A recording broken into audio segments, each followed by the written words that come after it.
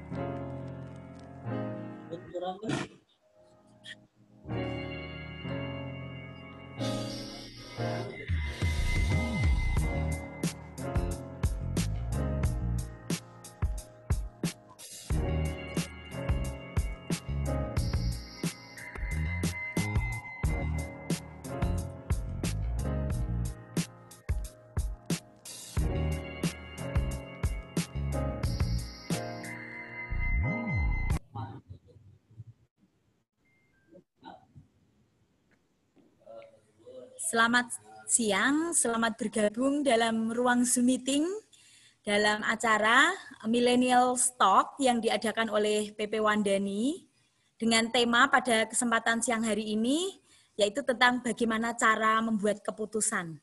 Ada satu quote penting dari topik yang akan disampaikan oleh narasumber kita, yaitu saya tidak mengambil keputusan lewat. Lalu lewat apa kita akan mengambil keputusan? Nah, itu adalah salah satu pertanyaan pembuka yang akan membuka acara kita pada kesempatan siang hari ini. Acara akan segera kita mulai dan sebelum kita mulai, saya ingin mengingatkan bahwa peserta dimohon untuk mute speakernya selama acara ini berlangsungnya saat menyampaikan materinya. Dan nanti di saat sesi tanya jawab, nanti akan diperkenankan untuk menyampaikan pertanyaan lewat raise hand ataupun lewat chatting di chat dari Zoom meeting kita pada kesempatan siang hari ini.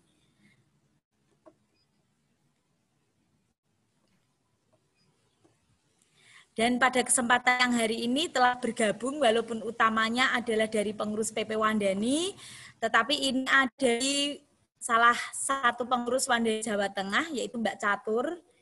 Mbak Catur kita belajar dari forum ini dan juga dari mahasiswa STAB Sailendra baru bergabung satu. Karena ini baru kita kontak untuk kita ajak gabung. Mbak Rina Sayekti, selamat datang.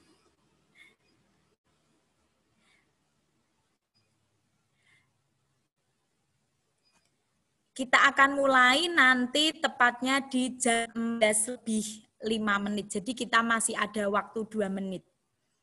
Jika ingin mengisinya dengan musik dulu, diperkenankan.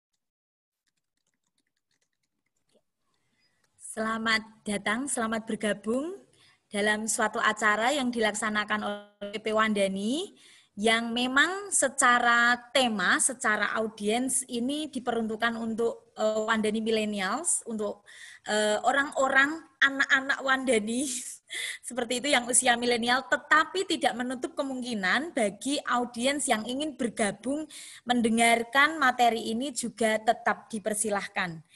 Dan sebelum acara dimulai, saya ingin menyapa kepada semua audiens yang datang dari perwakilan PD Wandani, perwakilan dari berbagai PD Wandani, dan juga mahasiswa dari berbagai STAB, khususnya ini yang sudah bergabung, itu dari mahasiswa STAB Sailendra. Terima kasih atas kehadirannya, teman-teman millennials. Jadi hari ini kita akan belajar bersama tentang suatu topik yang menarik bagi kita karena di era pandemi ini kita khususnya perempuan, karena kebetulan yang saya amati tadi kita semuanya yang join di grup ini di ruang Zoom meeting ini adalah perempuan. Jadi kita mempunyai berbagai peran. Terkadang kita berperan sebagai istri bagi yang sudah menikah, berperan sebagai pacar bagi yang masih pacaran, dan kita berperan sebagai mahasiswa, berperan sebagai dosen, berperan sebagai karyawan, atau bahkan owner dari suatu perusahaan. Nah, dengan berbagai peran tersebut tentunya membuat kita di suatu saat tertentu dituntut untuk mengambil suatu keputusan, to make a decision. Lalu bagaimana membuat keputusan yang tepat, khususnya di era pandemi ini, nah akan kita kupas pada kesempatan siang hari ini. Nah, tidak perlu berpanjang lebar, nanti takutnya jadi luas.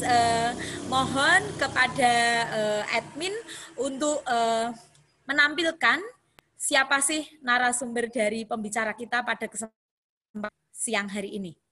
Inilah dia narasumber kita. Semuanya bisa kasih reaction tepuk tangan. We give a big applause to our speaker. Yeay.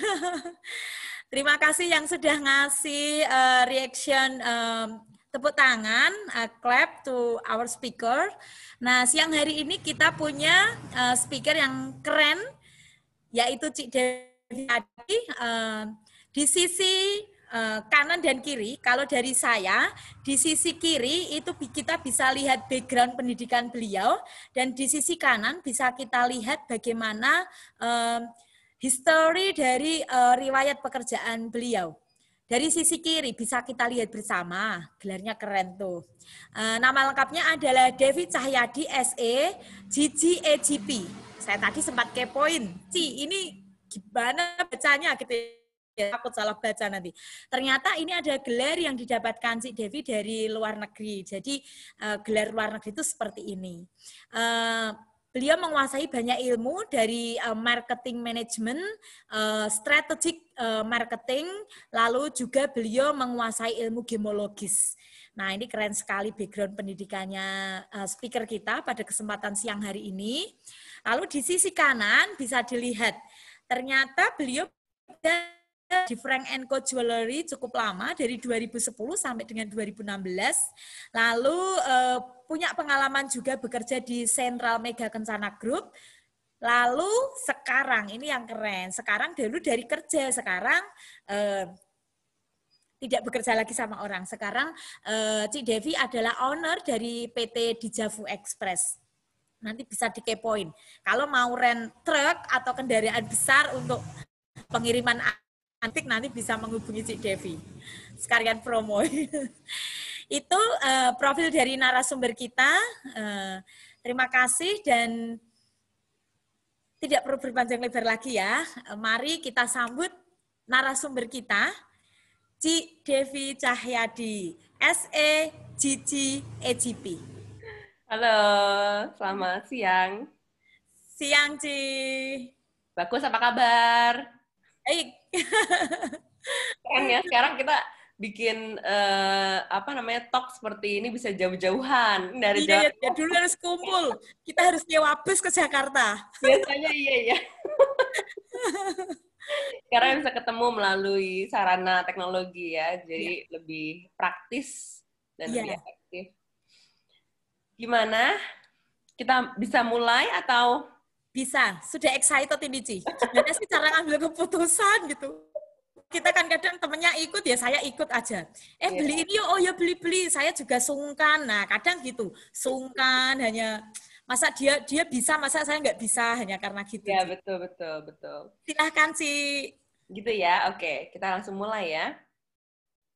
Oke, izinkan saya untuk share screen. Host boleh di-able untuk share screen attendee-nya.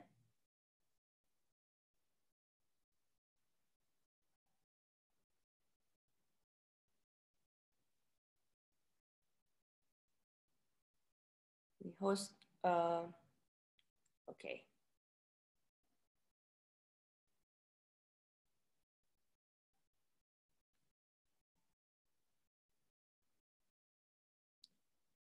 Sudah kelihatan? Udah kelihatan ya? Sudah. Oke, sip. Baik. Terima kasih bagi audiens yang sudah bergabung dari on time ya. Kita bisa mulai dari awal, mengikuti dari awal. Hari ini topik yang ingin saya share adalah mengenai decision making. Mungkin hal ini bukan hal yang baru lagi ya buat kita karena di sini kan sesi hari ini audiensnya dikhususkan untuk generasi millennials ya. Generasi millennials itu boleh dibilang sudah masuk ke usia dewasa. Paling muda mungkin usianya 24-25 tahun gitu ya. Yang paling di generasi millennials mungkin di usia ujungnya di 40 tahun. Nah, berarti kan di usia ini kita usia produktif ya. Jadi banyak sekali hal-hal dalam perjalanan hidup kita yang mengharuskan kita untuk mengambil keputusan. Sebagian orang mengambil keputusan dari usia yang sangat muda mungkin. Tapi juga banyak yang kemudian sudah lebih dewasa atau menunggu lulus kuliah, ketika bertemu dengan dunia kerja, baru dihadapkan dengan situasi yang lebih serius untuk mengambil keputusan-keputusan besar. Nah, banyak orang yang berpikir, gimana sih sebenarnya cara mengambil keputusan gitu ya. Saya dulu juga sebelum belajar ini mengandalkan masukan-masukan kanan kiri gitu ya. Kemudian ikutin perasaan gitu. Nah, saya rasa itu sangat lumrah. Nanti kita akan lihat kenapa itu sebenarnya sangat wajar gitu ya, manusiawi. Tapi ada satu studi yang sebetulnya sangat menarik yang kita akan bahas hari ini tentang bagaimana struktur dan proses pengambilan keputusan yang lebih tepat. Sehingga hasilnya bisa jadi lebih optimal. Solusinya lebih optimal. Gimana caranya? Nah, hari ini topiknya 4 bagian besar adalah tentang bagaimana otak kita bekerja. Pada saat kita dihadapkan dengan berbagai situasi, otak kita itu mulai bereaksi gitu ya, bekerja, melakukan tugasnya. Nah, bagaimana nanti prosesnya dan apa yang dilakukan oleh otak kita gitu sehingga mendorong kita untuk melakukan action. Nah, yang kedua adalah situation preparation.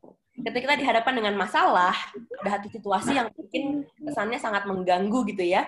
Nah, situasi ini yang kita harus lihat dan nilai. Kita akan nanti mengukur bagaimana caranya kita melihat situasi itu, dan kemudian menyadari bahwa, oh, ini masalah dan harus dihadapi bagaimana gitu ya. Jadi, melihat situasi dulu. Nah, kemudian root cause analysis, karena setiap masalah pasti punya akarnya ya, ada akar permasalahannya. Kita juga akan lihat bagaimana caranya kita menuju ke akar permasalahan supaya kita bisa memperbaiki problem akarnya dan mencegah munculnya masalah yang lain di kemudian hari atau masalah yang sama di kemudian hari.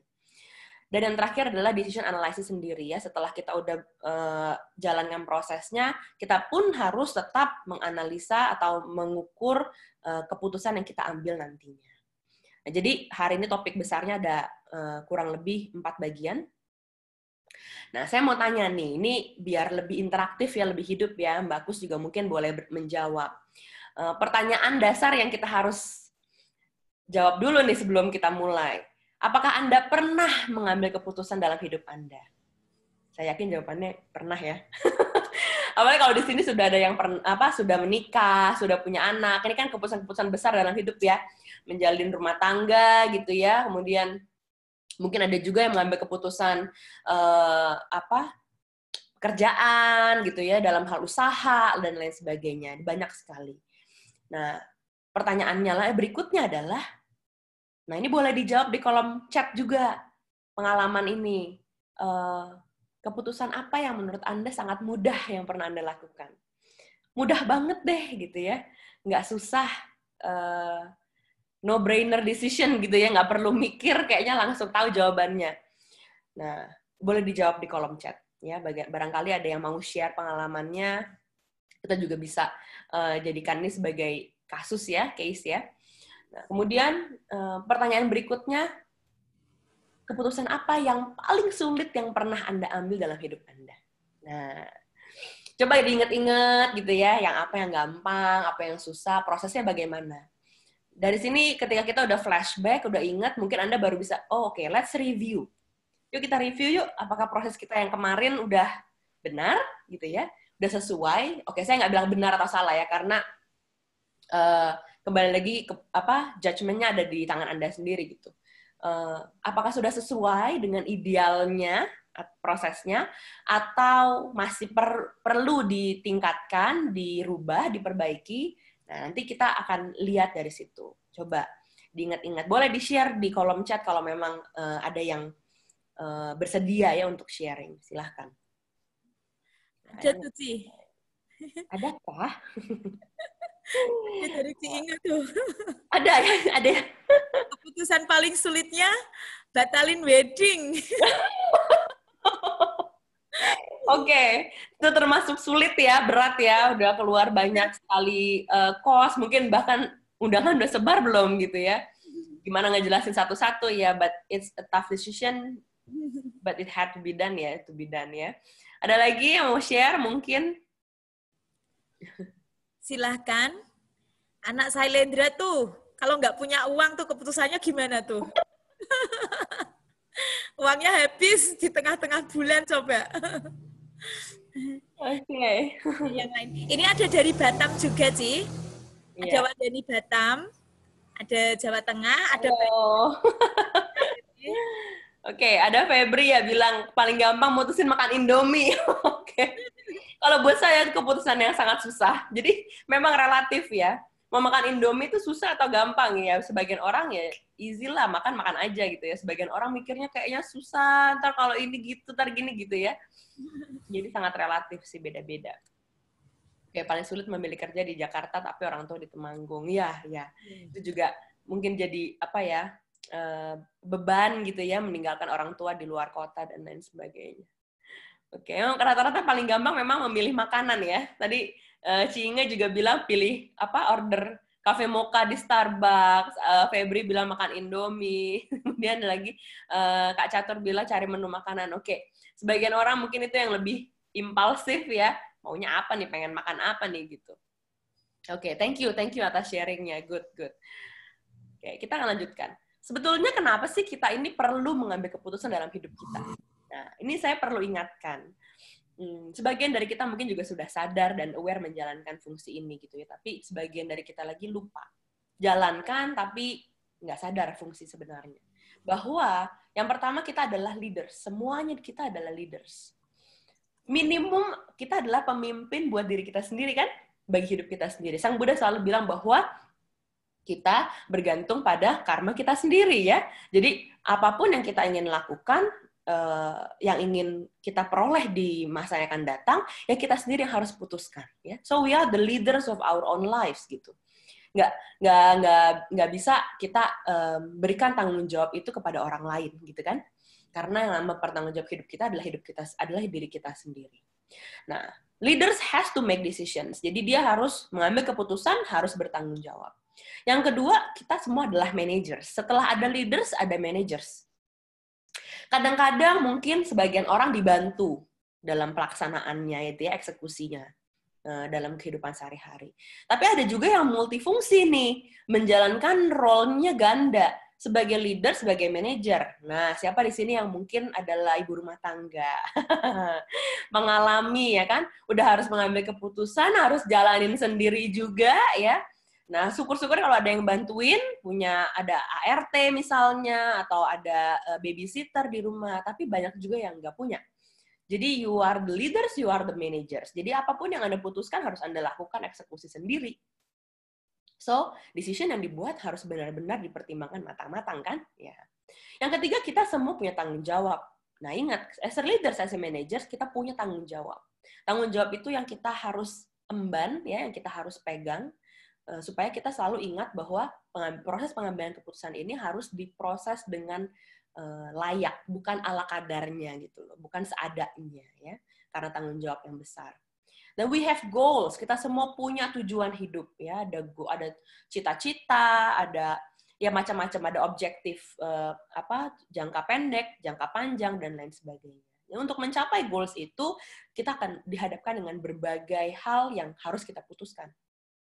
So we need to make decision, ya kan? Nah, dan yang terakhir kita nggak bisa pungkiri bahwa hidup kita ini dikelilingi oleh berbagai situasi ya, macam-macam ragamnya.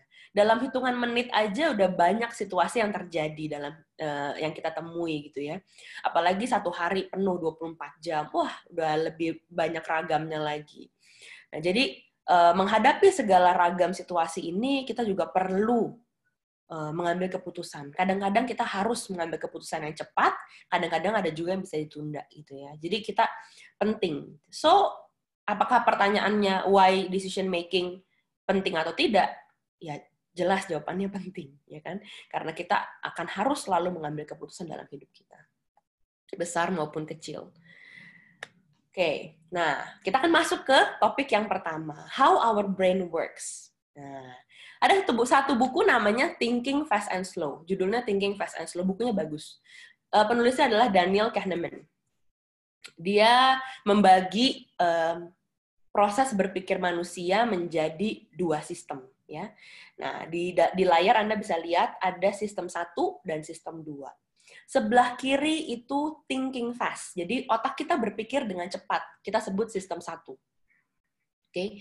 Sedangkan yang sebelah kanan adalah thinking slow. Ya. Berpikir dengan lebih lambat, kita sebut sistem 2. Nah, bedanya apa sih? Oke, kalau yang sistem 1 ini otak kita bekerja dengan lebih cepat, ya, lebih cepat, kemudian lebih impulsif, otomatis, intuitif dan emosional. Nah, jadi kalau tadi ada yang mau memilih untuk makan Indomie misalnya, Febri gitu ya, memilih makan Indomie, mungkin Anda menggunakan sistem 1. Sekejap, wah, emosional. Baru lihat iklan Indomie, langsung mau makan Indomie. Ambil keputusan langsung ke dapur dan masak gitu ya. Sistem 1. Jadi sangat intuitif, sangat emosional. Ini lebih unconscious ya, jadi lebih refleks gitu ya. Nah, kadang-kadang sistem 1 ini juga bagus untuk dipakai, khususnya ketika kita dalam kondisi survival moment gitu ya. Pada saat kita diancam bahaya, ya kita harus menggunakan sistem 1. Kenapa? Karena nggak ada waktu untuk kita berpikir terlalu lama gitu ya untuk menyelamatkan diri. Dalam kondisi seperti ini, otak kita bekerja dengan sistem 1, definitely. Gitu. Nah, sistem 2, thinking slow ini jauh lebih conscious ya, lebih penuh kesadaran, lebih lambat, lebih deduktif. Jadi dia mengukur dulu dengan norma-norma, hukum-hukum yang ada dan lain sebagainya, lebih logical ya. Kemudian lebih penuh pertimbangan dan lebih kalkulatif biasanya gitu. Nah, karena kita harus penuh pertimbangan, lebih banyak effortnya, biasanya kita suka menyerah. Nggak pakai sistem 2, kita menyerah pada sistem 1 aja, gitu ya. Ada nggak yang pernah mengalami itu? Saya sering banget. Aduh, udah deh, malas mikir, gitu ya. Malas mikir, udah lah. Pakai feeling aja, pakai intuisi, gitu ya.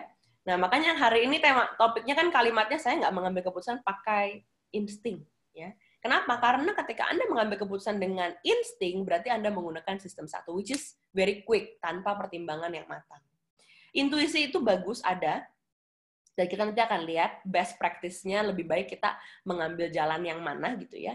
Tapi kita harus tetap pertimbangkan satu pengambilan keputusan dengan lebih matang. Kita apply sistem yang kedua.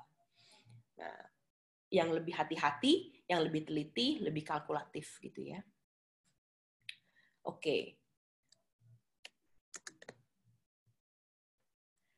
Nah, ini kurang lebih bedanya. Kalau kita mau list down adjektifnya ya, kata sifatnya, sistem 1 dan sistem 2 ini versus ya, seperti kebalikannya gitu. Sistem 1 ini intuitif, otomatis, sistem 2 itu reflektif dan effortful. Jadi penuh perenungan, banyak upaya yang harus tuangkan gitu ya. Sistem 1 ini nggak bisa dimatiin, karena ini memang udah naturally ada, ya, cannot be turned off. Sistem 2 nggak bisa jadi aktor utama. Nggak bisa juga kita selalu menggunakan sistem 2. Kayaknya hidup terlalu kompleks ya, seperti itu ya. Cannot be main actor. Pasti sistem 1 akan berusaha untuk ambil alih terus. Oke? Nah, proses karakteristiknya kurang lebih seperti yang Anda bisa lihat di layar. Kalau sistem 1 otomatis, effortless, asosiatif, jadi biasanya kita mengait-ngaitkan gitu ya. Asosiatif tuh menghubung-hubungkan gitu. Nah, ada nggak tuh yang mengambil keputusan kayak gitu? Nah, dengan mengikuti sesi ini Anda jadi tahu bahwa itu sebenarnya wajar aja terjadi. That's how our brain works. Jadi jangan merasa bahwa, aduh kayaknya kok saya kalau ngambil keputusan tuh ikut-ikutan orang ya gitu ya. Terus ngerasa minder sendiri ya. Nah, ternyata itu manusiawi dan itu sangat normal. Karena otak kita memang bekerja dengan cara seperti itu. Nah, kemudian rapid ya, cepat dan paralel. Jadi biasanya bisa berbarengan gitu ya, serentak gitu ya. Jadi karena nggak terlalu banyak yang dipikirin. Nah, proses opaque ya, prosesnya nggak jelas, terlalu unclear. Dan skilled action. Nah, skilled action ini biasanya contohnya nih, misalnya Anda nyetir mobil ya. Ya, siapa di sini yang bisa nyetir mobil? Nah, mungkin banyak nih yang mampu bisa nyetir mobil. Kalau Anda lagi nyetir, ini kan udah skill ya, udah skillful ya. Waktu Anda mau injek gas sama rem itu Anda pakai sistem 1 atau sistem 2? Gitu tuh pertanyaannya. Ya kan karena udah skillful, udah biasa, Anda pakai sistem 1 atau 2? Nggak mungkin dong pakai sistem 2, kelamaan mikirnya ya. Ini mau injek gas atau mau injek rem gitu ya. Pasti sistem 1 yang bekerja. Gas rem gitu kan. Nah, otomatis karena udah terbiasa, udah skillful begitu.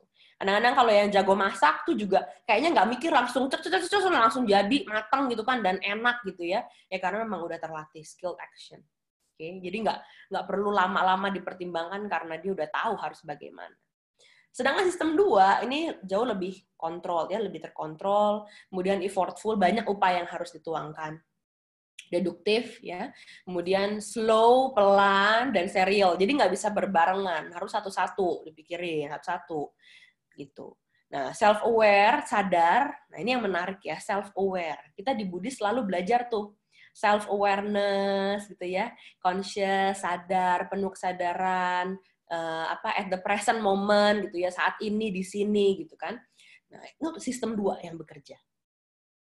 Kemudian role application, jadi menjalankan aturan-aturannya, menjalankan aturan-aturan, ngecek dulu norma-normanya sesuai enggak, ada pelanggaran hukum enggak. Nah, ini semua masuknya di sistem kedua. Nah, ini adalah ilustrasi tentang sistem 1, ya, bagaimana otak kita bekerja kalau di sistem 1.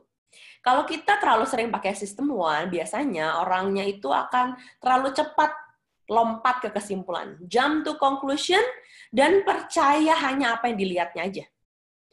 Artinya nggak mau dengerin ataupun nggak mau tahu gambaran besarnya, pokoknya aku lihatnya begitu, itu yang I believe gitu ya. Dia nggak mau tahu kenyataan itu nyata, apa cuma ilusi, dia nggak mau tahu. Contoh ilustrasinya adalah seperti ini. Misalnya ada banyak orang melihat gajah itu binatang yang besar gitu ya, tapi setiap orang ini hanya melihat bagian anggota tubuhnya aja, sebagian-sebagian. Langsung lompat pada kesimpulan ya, langsung pakai sistem 1 bekerja. Ada yang lihat gading, dia bilang, ini tombak, gitu ya. Ada yang lihat kupingnya, dia bilang, oh ini kipas, it's a fan. Lihat belalainya, dia bilang, it's a snake, katanya, oh ini ular. Ada yang lihat kakinya besar, oh ini mah batang pohon, katanya gitu.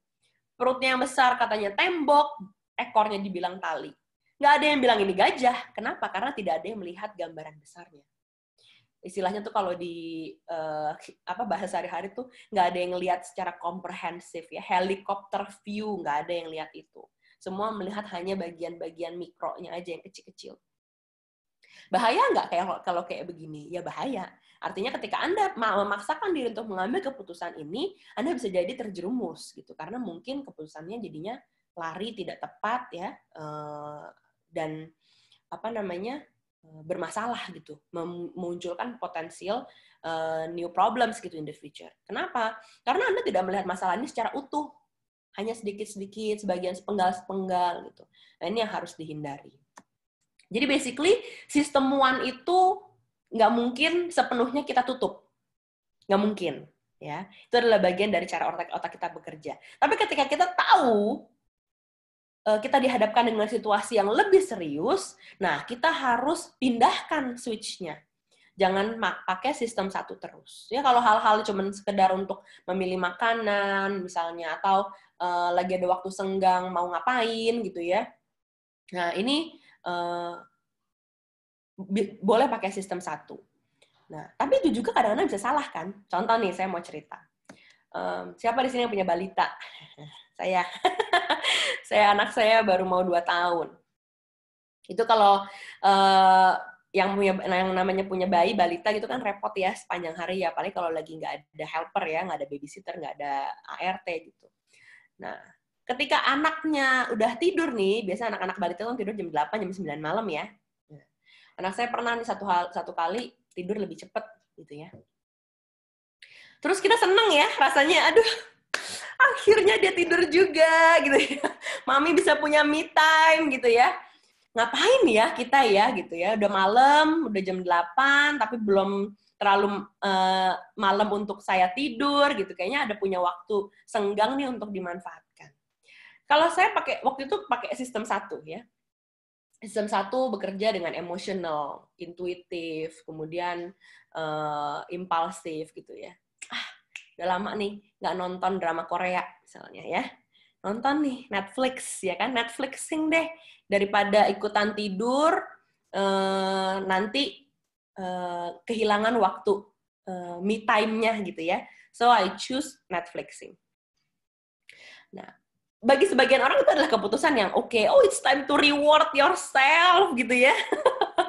Udah seharian repot dengan anak, waktunya untuk memberikan penghargaan bagi diri sendiri, menghibur diri sendiri itu nonton Netflix. Tapi rupanya saya memilih film yang salah ya. Nonton serial drama Korea. Ada yang pernah nonton nggak? Mungkin ada yang tahu, dia sempat ngetren banget kan. The World of the Married. Nah, siapa tuh yang pernah nonton The World of the Married? Nah, siapa yang udah pernah nonton di sini? Boleh chat. Bagaimana menurut Anda film itu? Bagaimana menurut Anda film The World of the Married kalau ada yang udah pernah nonton? Itu tuh ceritanya tentang perselingkuhan. Jadi ketika nonton, bikin kesel banget. Bener kata Cinga, bikin kesel gitu ya, emosi. Kok ini nggak kelar-kelar ya? Maksudnya perseteruannya tuh ada aja gitu. Akhirnya jadinya waktu yang harusnya saya gunakan untuk istirahat, relaksasi gitu ya, me time, refreshing, itu nonton Netflix malah nonton film yang keliru gitu loh, yang menguras energi.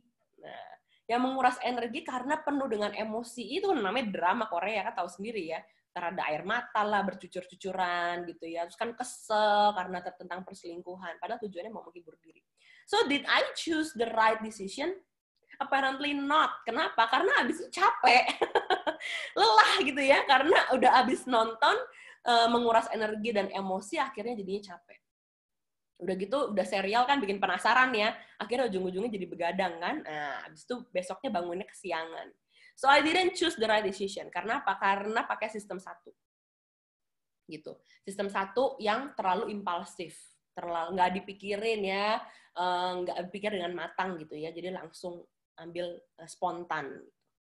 Nah, sedangkan nanti kita akan coba lihat bagaimana dengan perolehan untuk sistem yang kedua ya. Ini setelah ini ada decision approaches. Saya cerita dulu tentang sistem kedua. Nah, Waktu saya, kalau aplikasi bagi saya pribadi ya untuk sistem 2, waktu saya mengambil keputusan beralih dari berkarir di perusahaan yang sebelumnya, kemudian menjadi sekarang menjadi business owner di perusahaan tracking. Nah, ini adalah proses yang sangat panjang ya, jadi dipikirinnya memang beberapa bulan gitu, kemudian dipertimbangkan, didiskusikan, dan lain sebagainya. Saya akan, ini teaser dulu, saya akan cerita lebih detail nanti setelah kita selesai, karena saya ingin sharing sama teman-teman di sini prosesnya bagaimana. Nah, ini ada beberapa slide nanti yang menarik, yang kita bisa terapkan juga dalam kehidupan sehari-hari. Oke, nah di layar Anda bisa lihat ada decision approaches, ya. Pendekatan pengambilan keputusan. Oke, pendekatan pengambilan keputusan ini ada 3 jenis. Ada yang pertama rasional, sebelah kiri Anda bisa lihat rasional, ideal, normatif. Kemudian ada juga yang actual atau deskriptif. Ini yang biasanya diambil orang, ya, yang actual, yang lebih impulsif. Actual deskriptif itu cenderung satu bias, ya, maksudnya karena mungkin banyak masukan dari kanan kiri, jadinya kemudian ada unsur emosi dalamnya, akhirnya jadi bias. Kemudian juga intuitif, ya, menggunakan kata hati, ya, intuisi aja. Dan yang ketiga juga menggunakan rasional, tapi biasanya bounded rasional, artinya rasional yang terbatas, hanya kepada yang kita mau percayai saja gitu. Jadi kita pilih selektif, udah kita bound, itu yang kita pakai, bounded rational. Nah, sedangkan kalau rasional ya jelas yang memang sesuai dengan norma-norma, ya, sesuai dengan teori kasarannya dan lain sebagainya. Nah, kita ada yang di tengah-tengah namanya preskriptif. Preskriptif itu lebih kepada perpaduan antara keduanya. Karena apa? Karena kita itu nggak mungkin bisa selalu rasional, gitu ya. Kita nggak mungkin bisa selalu rasional, dan untuk menjadi terlalu deskriptif itu dalam banyak kasus kurang baik gitu ya, kurang tepat. Nah, actual atau deskriptif hasilnya biasanya not optimal solution, solusinya nggak optimal gitu. Nah, sedangkan yang kita mau kita tingkatkan menjadi preskriptif, kita gabungkan dengan unsur-unsur yang lebih rasional, yang lebih ideal untuk mencapai ke optimal solution. Jadi lebih jalan tengah ya, kalau Budi selalu bilangnya kan ambillah jalan tengah gitu ya. Nah, jalan tengahnya adalah perpaduan antara keduanya. Menjadi sangat rasional, terlalu textbook, kaku juga susah ya, karena kita seringkali harus fleksibel. But being deskriptif itu juga kurang baik, tidak optimal solusinya. So preskriptif adalah yang lebih aman ya, yang lebih baik. Oke. Dalam mengambil keputusan itu ada prosesnya ya. Kita menggunakan 4 basic rational processes. Ini untuk mengukur rasionalismenya ada menggunakan 4 landasan ya. Yang kita harus lakukan bisa bertahap, semuanya dijalankan, atau kadang-kadang nggak harus bertahap semua, tergantung dari masalahnya, kita bisa lompat ke salah satunya. Oke. Yang pertama adalah situation appraisal. Situation appraisal ini penilaian situasi ya. Jadi ketika kita dihadapkan dengan masalah, kita kan ada situasi yang mungkin nggak enak gitu ya. Nah, ini kita harus nilai dulu. Kalau kita convert tuh menjadi kalimat tanya, what is going on? Apa sih yang sebenarnya sedang terjadi? Ada apa di hadapan nih gitu ya.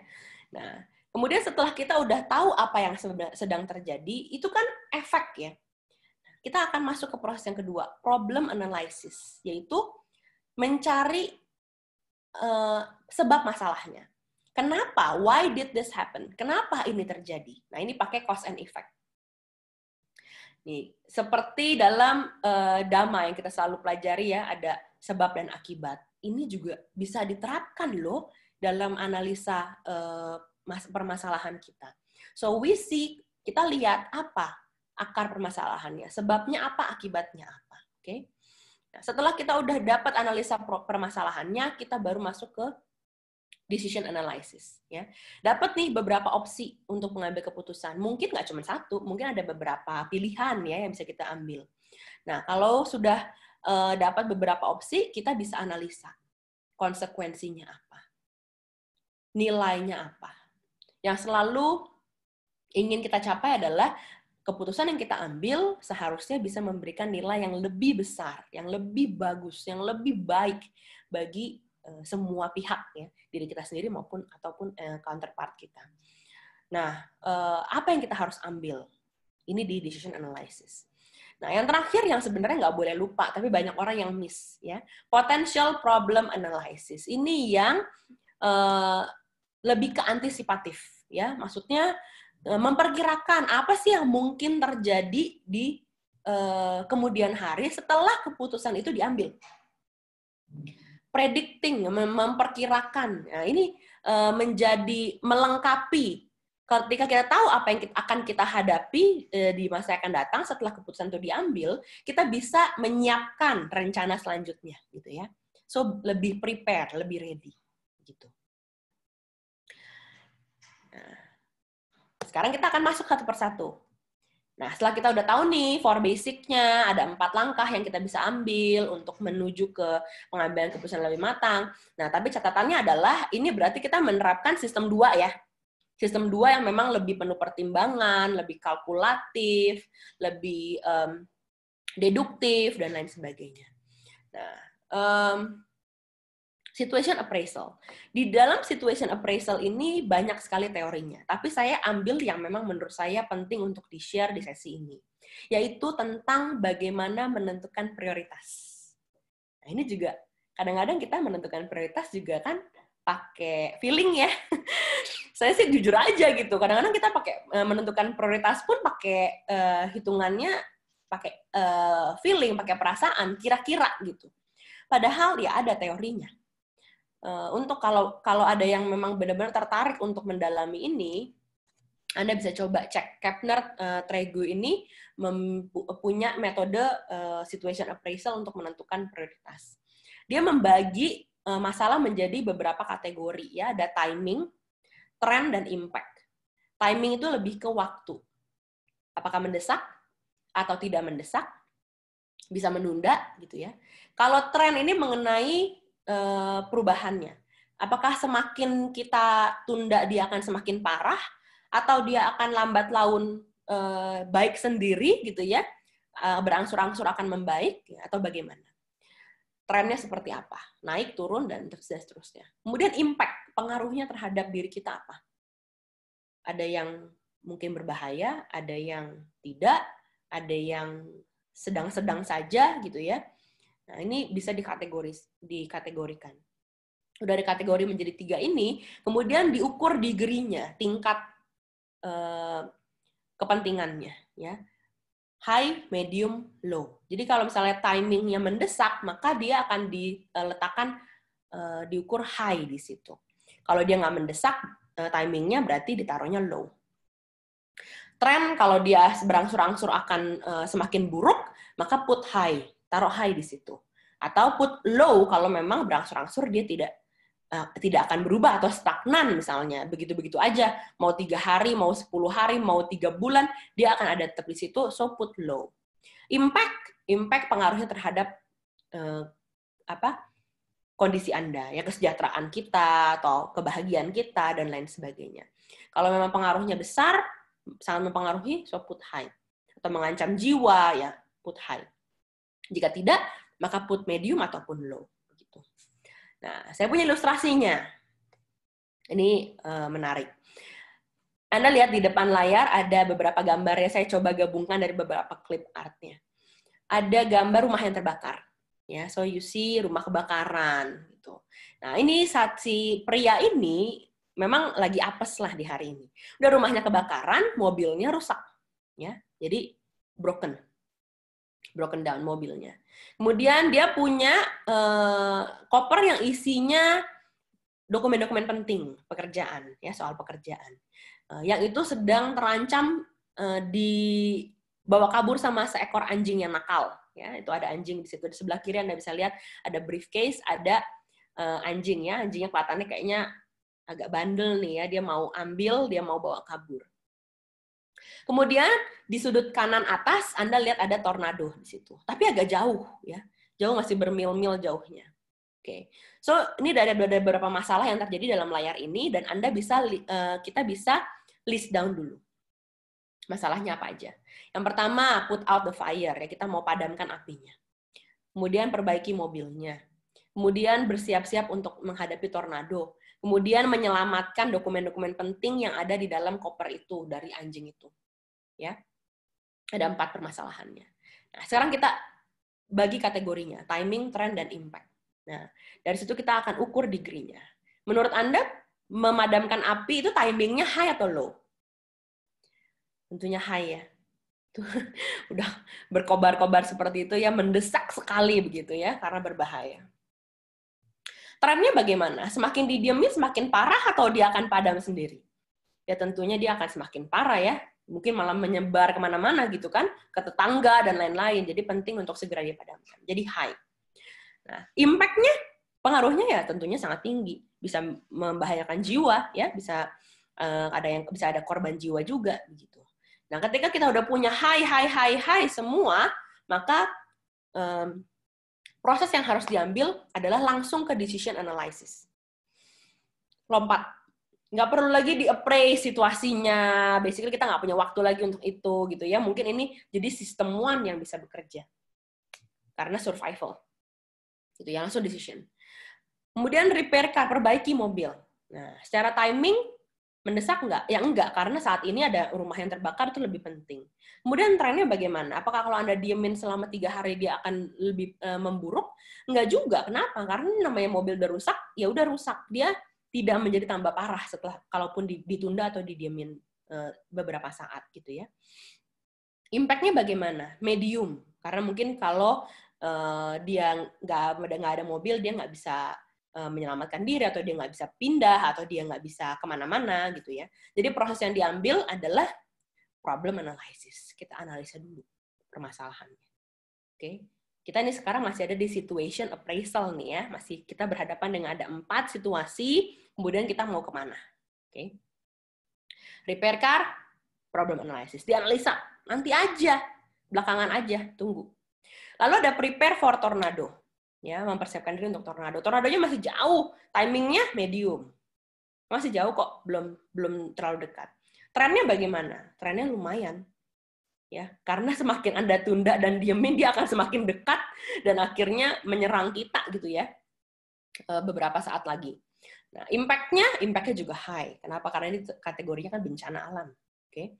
Decision-nya apa? Kalau udah ada high lebih dari 1, maka decision analysis. Lompat ke decision analysis. It's important. Oke.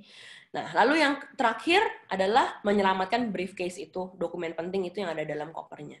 Timingnya medium. Ya bisa aja sih si anjing itu berubah pikiran, dia nggak jadi ambil kopernya dan dokumennya selamat gitu ya. Trennya bagaimana? Trennya mungkin tambah buruk nggak? Mungkin aja, tapi medium level. Impact-nya mungkin bisa jadi high karena itu banyak dokumen-dokumen penting, urusan kerjaan, klien dan lain sebagainya. Tapi karena di sini nggak banyak high-nya, cuma 1 di impact ya, di high, yang high, maka potential problem analysis. Ya udah, kita nanti analisa aja permasalahannya akan seperti apa, ya. Potential problem analysis. Di kemudian hari, masalah apa yang bisa kita hadapi, yang akan kita hadapi, yuk kita cari solusinya di kemudian hari. Because timingnya nggak mendesak kok, trennya juga nggak mendesak. Oke. Nah, jadi kalau lihat dari prosesnya ini ada DA, PA, dan PPA, mana duluan yang harus kita ambil, lakukan segera, ya DA. Yang paling penting ya DA. Yang butuh keputusan segera. Nah, ini prioritizing ya. Mungkin Anda saat ini punya berbagai masalah juga. Ada yang berkaitan dengan keuangan, ada yang mungkin berkaitan dengan sekolah anak misalnya gitu ya. Ada yang berkaitan dengan rumah tangga, atau sekedar cuman masalah lukisan mau ditaruh di mana misalnya, ya itu bukan DA deh gitu ya, itu mungkin PPA, potential problem. Emangnya kalau misalnya lukisannya tidak ditempatkan di lokasi yang sesuai, apa sih potential problemnya gitu ya. Jadi berbagai masalah ini silahkan Anda ukur, Anda coba grading gitu ya, sesuai dengan degree-nya, kemudian lihat yang mana yang lebih penting. yang DE yang mana, itu yang menjadi prioritas kita. Itu yang duluan dipikirin, gitu ya. Yang duluan dianalisa, dipikirin, dan diambil keputusannya. Oke. Next-nya problem analysis. Udah situasi udah dapet, nah maka kita akan masuk ke problem analysis. Kita lihat root cause-nya apa? Biasanya menganalisa masalah itu kembali kepada akarnya. Ya kadang-kadang orang suka miss gitu ya, tidak ke akarnya, hanya berusaha meredam. Kalau hanya meredam, ini potensial problemnya akan muncul lagi. Jadi akan muncul lagi di kemudian hari, yang mana kita nggak mau sebetulnya. Ya. Nah, jadi harus ke root cause-nya. Metode root cause analysis ini sebenarnya banyak sekali. Yang paling favorit biasa orang ambil itu adalah fishbone. Kalau mungkin ada yang tahu, gambar tulang ikan, kemudian dicari beberapa faktor-faktor yang terkait, dianalisa dari macam-macam faktor itu, situasi seperti apa, ada masalahnya di mana, baru ketemu the root cause-nya.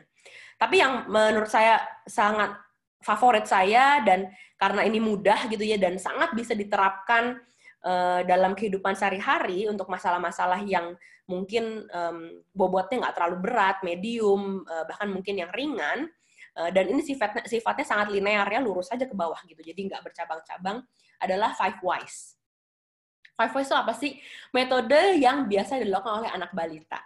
Lagi-lagi, saya adalah ibu dengan seorang anak balita, jadi kalau dia bertanya gitu ya, mungkin ada yang baru mulai pintar ngomong nih, kenapa? Mami, ini kenapa?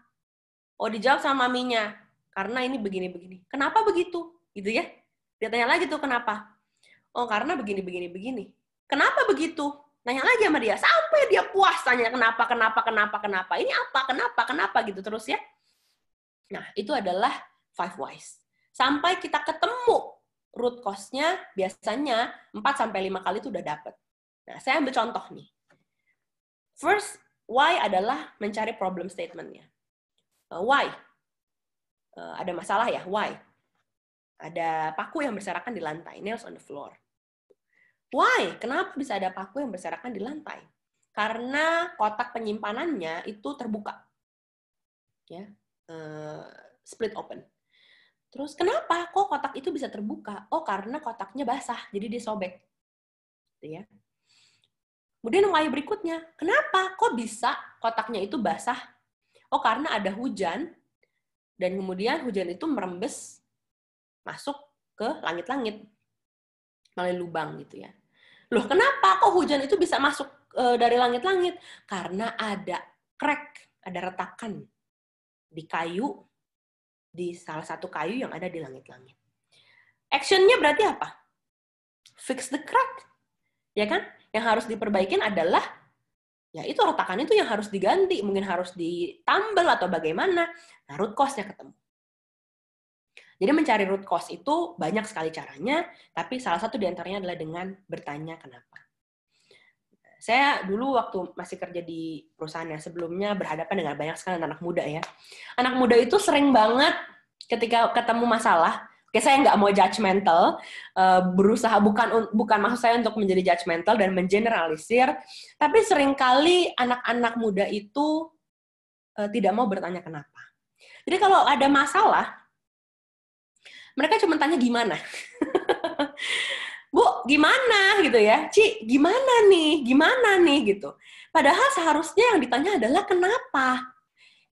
Karena sebetulnya ketika di usia muda ini mereka harusnya lebih banyak untuk absorb information, berusaha untuk mengambil pengalaman-pengalaman dari yang lebih tua atau lebih senior gitu ya. Harusnya kan pertanyaannya kenapa? Dan ternyata kan secara teori memang if you want to find the root cause of your problem, ask why and why. Jangan gimana nih gitu ya. Karena kalau pertanyaannya gimana nih, jadi nggak dapet lah itu root cause-nya. Nggak dapat analisa permasalahannya. So ask why. Dan nggak cuma satu why, mungkin harus sampai 5 why-nya. Kenapa? Nah ini sebenarnya sangat relevan ya dengan Dhamma yang juga dibabarkan oleh Sang Buddha mengenai investigate. Ya, jadi kita harus ehipasiko, selalu mencari tahu kenapa, bagaimana, ya. Jadi ditelusurin ehipasiko, cari tahu lebih jauh. Gitu. Jadi jangan cuma lihat di surface-nya aja, perdalam sampai ke root cause-nya. Nah, akhirnya kita sampai ke decision analysis. Akhirnya setelah kita udah dapat situasinya, udah di-prioritizing, kemudian kita udah bisa mengambil, udah dapat akar permasalahannya, akhirnya kita harus mengambil keputusan kan? Nah, akhirnya kita punya beberapa pilihan. Nah, beberapa pilihan ini juga harus dianalisa. Metode untuk decision analysis ini juga banyak. Ada namanya decision note, ya, pakai bagan-bagan seperti itu. Tapi itu biasanya hitungannya lebih ke bisnis, ya, hitungan matematika, banyak angka, dan lain-lain. Khususnya yang berkaitan dengan keuangan. Gitu ya. Saya nggak mau bahas ini terlalu jauh. Nah, saya cuma akan angkat sedikit mengenai prosesnya. Apa aja yang penting dilakukan untuk menganalisa beberapa opsi keputusan itu. Tentunya yang pertama, decision structuring, ya, harus distruktur lagi. Di-identify. Keputusan itu opsinya apa? Apakah, gitu ya. Nah, kemudian assessment dan information gathering. Dapetin tuh semua informasi yang terkait dengan atau yang relevan dengan opsi-opsi itu. Kumpulkan sebanyak-banyaknya. Kemudian nilai dari situ. Kita bisa nggak? Kita mampu nggak? Masuk akal nggak? Sesuai nggak dengan moral yang kita mau ambil, ya, yang mau kita jalankan.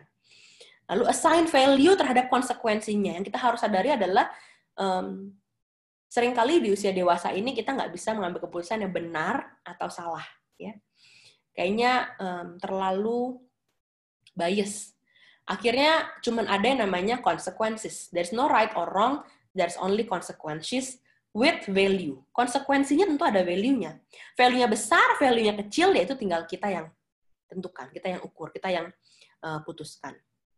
Nah, konsekuensi ini adalah akibat daripada solusi yang kita ambil. Makanya kenapa kita harus ukur dulu di depan. Oh, kalau ambil keputusan yang ini, konsekuensinya seperti ini, value-nya apa. Dan kita as a Buddhist, tentunya kita selalu berpikir menjalankan dhamma yang Sang Buddha babarkan untuk compassionate, ya. Jadi selalu berwelas asih. Bahwa value yang kita mau tuju harusnya baik untuk semua pihak. Baik itu kita, orang lain, orang-orang yang terkait dalam masalah ini, ya. Jadi yang supaya semuanya happy. Walaupun seringkali kita bisa bilang nggak bisa kita bikin semua orang senang tentunya. But what is the biggest value, the best value yang kita bisa dapat dari pengambilan keputusan itu?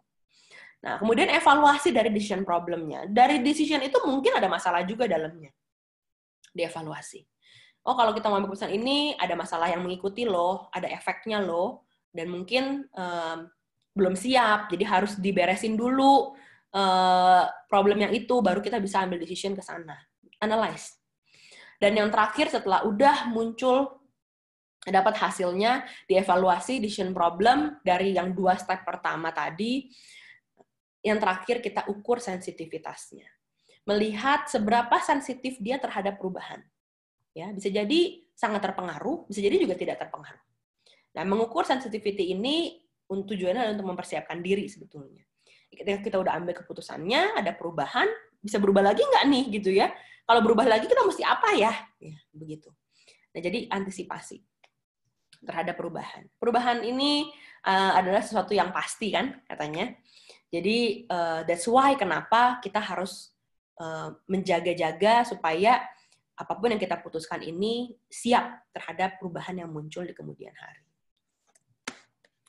Nah, kita udah sampai nih step terakhir. Nah, jadi saya akhirnya mau tutup dengan cerita yang tadi saya sempat kasih teasernya di awal. Sistem 2 ini udah berjalan ya, sistem 2 ya, kita udah sampai ke decision analysis. So, saya apply. Akhirnya saya pernah mengambil keputusan yang sangat besar dalam hidup saya, yaitu beralih dari karir saya di jewelry. Kalau ada yang tadi udah disebutkan nama Mbak Kustiani, saya background-nya itu 10 tahun saya di industri perhiasan, ya, di grupnya Frank & Co. Central Mega Kencana itu adalah grup yang menaungi Frank & Co juga, tapi ya karena di holding, jadi dimasukin nama grupnya.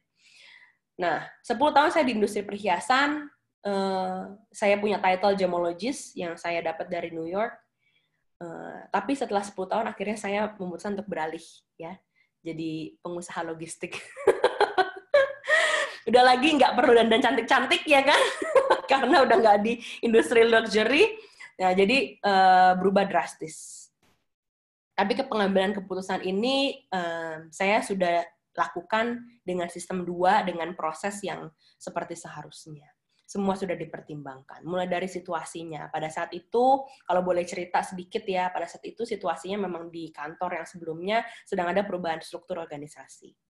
Perubahan struktur organisasi ini membuat banyak orang tidak nyaman ya biasanya. Ada yang, aduh nggak percaya deh sama bosnya yang baru, aduh kurang happy deh dengan timnya yang baru, dan seterusnya. Kayaknya belum tentu bisa perform bagus nih, gitu ya. Nah, pada saat itu kebetulan terjadi perubahan itu. Dan banyak sekali orang yang mempertanyakan, gimana, Dev? Are you happy dengan hasil perubahan struktur itu? To be honest, aku no comment waktu itu.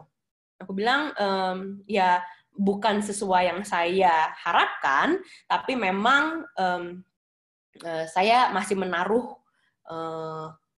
hope ya, masih ada oh mungkin masih bisa lebih baik lah gitu. Yang penting kita hardworking. Nah, pada situ ada situasi itu muncul ya. Nah, bersamaan dengan situasi itu muncul situasi di kantor suami saya. Jadi PT Deja Vu Express ini sebetulnya foundernya adalah suami saya. Nah, jadi dia waktu itu sedang ekspansi besar-besaran. Waktu saya baru menikah, saya pernah nanya, mau nggak aku join ke kantor kamu aja bantuin? Itu udah beberapa tahun yang lalu lah, sebelum keputusan itu diambil. Dia jawab enggak. Nggak usah, jangan. Kayaknya dunia kamu, passion kamu memang di perhiasan, go ahead. Ya, kita nggak perlu selalu berada dalam satu ruangan kok katanya ya. So, jalankan aja passionnya, hobinya memang di situ. Aku lanjutkan di logistik, it's okay. Jadi dia nggak merasa perlu dibantu. Tapi pada saat yang tahun lalu 2019 saya resign dari kantor yang lama, itu bersama dengan itu suami saya memang lagi ekspansi gila-gilaan, dan saya bertanya pertanyaan yang sama untuk kedua kalinya. Do you need my help? Gitu ya. Terus jawabannya adalah, oh, kamu mau bantu? Ayo boleh, gitu. Jadi jawabannya beda ya. Yang awalnya bilang nggak usah, it's okay, go with your passion katanya. Kemudian ternyata ini. Disitulah masalah muncul. Akhirnya jadi harus diputuskan gitu ya. Oh ini mau membantu suami mengejar mimpinya suami atau bertahan di perusahaan yang lama ya dengan passion yang kita miliki. Nah, itu saya appraise semuanya, situation appraisal semua saya ukur, kemudian analisa masalahnya, saya berhitung ya, sangat kalkulatif. Oh, ini gue jadi super kalkulatif waktu itu. Karena hitung-hitungannya berkaitan dengan finansial juga. Artinya kalau saya stay di perusahaan yang lama, ya gajinya sekian. Kalau naik gradually setiap tahun, kenaikannya kurang lebih sekian. Tapi kalau di bisnis suami ini, saat ini dia cuman timnya kan cuma sekitar 2-3 orang yang di top manajemen ya. Ini secara omset itu dari sudah 2 tahun terakhir itu kenaikannya mencapai 600%. Nah, ini kalau misalnya diseriusin, aku bantu di situ, itu bisa konstan kenaikannya terus setiap tahunnya berdijit-dijit gitu ya. 3 digit. Bisa besar sekali loh gitu. Dan ini kita bisa membuka lapangan pekerjaan lebih banyak untuk orang lain gitu. Kenapa? Karena logistik memang waktu itu lagi booming sekali gitu. Dan kebutuhan tenaga kerja juga jadinya meningkat tajam gitu kan. Nah, for a greater good, akhirnya pindah ke sana. Jadi yang orang bilang, nggak salah tuh, udah sekian lama di perhiasan, kok rela sih gitu ya, melepaskan itu. Nah, satu sisi, akhirnya jadi punya waktu yang lebih fleksibel juga. So, I think I choose the right decision menggunakan sistem yang kedua untuk case yang kedua. Kenapa? Karena pertimbangannya udah lebih matang. Memang waktu itu makan waktu di sekitar 2 bulan ya, sampai akhirnya mantap mengambil kesimpulan. Bahkan, saya waktu itu ngadep sama atasan saya untuk taruh surat resign, saya bilang gini, aku mau resign, 3 months notice is okay, nggak apa-apa 3 bulan, tapi tolong jangan nego, karena aku nggak akan goyah. Aku sampai kayak gitu. Kenapa? Karena aku udah mantep banget, karena semua proses udah dilewatin, and I was very sure I did the right thing. Keputusan yang tepat. Nah, jadi untuk hal-hal besar seperti itu, teman-teman bisa pakai skema yang tadi kita udah bahas hari ini. Karena puas juga setelah kita udah lakukan itu dan mengambil keputusan yang di belakang, pasti ada rasa satisfied juga. Puas, kenapa? Karena kita udah menjalani, pasti koknya udah ya, udah dilakukan secara sadar, nggak emosional gitu. Bukan karena nggak suka nih sama si A yang jadi atasan saya, jadi saya mendingan keluar aja. Bukan karena marah, bukan karena benci, tapi memang karena tujuan yang lebih besar gitu. Oke. Nah, kalau kita perhatikan dari semua teori yang tadi awal ya, saya lihat banyak yang memang sangat relevan terhadap Buddha Dhamma ya. Mulai dari harus conscious ya, menggunakan sistem 2 itu harus self aware, harus sadar, mengambil keputusan itu jangan pakai emosi ya. Nah, very fit in banget dengan apa yang kita pelajari di Dhamma. Sangat sesuai. Tapi ada satu hal yang sebetulnya kurang, yaitu motivasi. Kalau di kita, di Buddha Dhamma, selalu kan karma itu adalah niat ya. Motivasinya apa? Niatnya apa dalam mengambil keputusan? Itu yang juga harus diukur. Jadi kita yakin dan percaya bahwa keputusan kita benar dan tepat adalah ketika kita tahu bahwa motivasi dan niat yang kita ambil dari awal itu adalah baik. Gitu ya. Niatnya baik. Jadi karmanya nantinya juga baik. Nah, saya ingin mengutip satu dari Kalamasuta. Kalamasuta itu juga dia tentang waktu itu ada satu suku Kalama di satu daerah yang didatangi oleh Sang Buddha. Kemudian mereka bertanya tentang banyaknya guru-guru dari berbagai penjuru datang ke daerah mereka dan mengajar. Mereka bingung how to decide, memilih, memutuskan mana ajaran yang mereka mau ambil dan percaya. Nah, Sang Buddha panjang lebar menjabarkan, tapi saya kutip bagian yang menurut saya menjadi kesimpulannya. Dia bilang, now Kalamas, hai kaum Kalama, jangan mengambil keputusan berdasarkan dengan laporan semata. Kata orang begini, kata orang begitu ya. Jadi dilaporkan apa, kemudian langsung Anda ambil keputusan itu. Karena laporan itu belum tentu benar, belum tentu lengkap. Yang kedua, berdasarkan dengan legenda yang ada. Atau ketiga, berdasarkan dengan tradisi yang ada. Kemudian berdasarkan dengan textbook kitab suci maupun naskah yang ada. Jangan juga berdasarkan dengan logika yang diputuskan bersama gitu ya, conjecture. Kesimpulan semata, jangan pakai analogi katanya. Kemudian jangan juga berdasarkan dengan kesepakatan hasil perenungan, agreement through pondering views, atau unsur probabilitas. Atau ada juga berdasarkan dengan pikiran bahwa perenungan ini adalah guru bagi saya. Ya, ada juga penerjemahannya di naskah yang berbeda saya temukan jangan juga berdasarkan dengan adanya otoritas. Jadi ada orang lain yang lebih punya otoritas, kemudian Anda ngikut aja gitu. Karena pemimpin saya maunya begitu, saya ikut aja. Itu juga jangan. Jadi ada 10 hal yang harus dihindari dalam mengambil keputusan. Nah, ketika Anda tahu bahwa kualitas itu tidak terampil, unskillful, ya. Kemudian bisa disalahkan, blameworthy. Kemudian bisa dikritik oleh para bijaksana. Dan kemudian kalaupun diteruskan, kualitas ini akan menuju kepada penderitaan, ya, atau menyakiti seseorang atau pihak lain. Maka tinggalkanlah. Jadi jangan diambil keputusan yang mengandung unsur-unsur itu kalau kita memang udah sadar. Tapi sebaliknya, kalau Anda tahu bahwa kualitas itu adalah terampil, kemudian tidak mungkin disalahkan, kemudian dipuji oleh para bijaksana, dan ketika kualitas itu dilanjutkan dan diterapkan, dia akan membawa kebaikan, kesejahteraan, dan kebahagiaan, maka lanjutkanlah. Should enter and remain in them. Gitu ya. Teruskan, ambil, lakukanlah. Gitu. Nah, ini dari Kalamasuta. Kalamasuta ini ada di Anguttara Nikaya.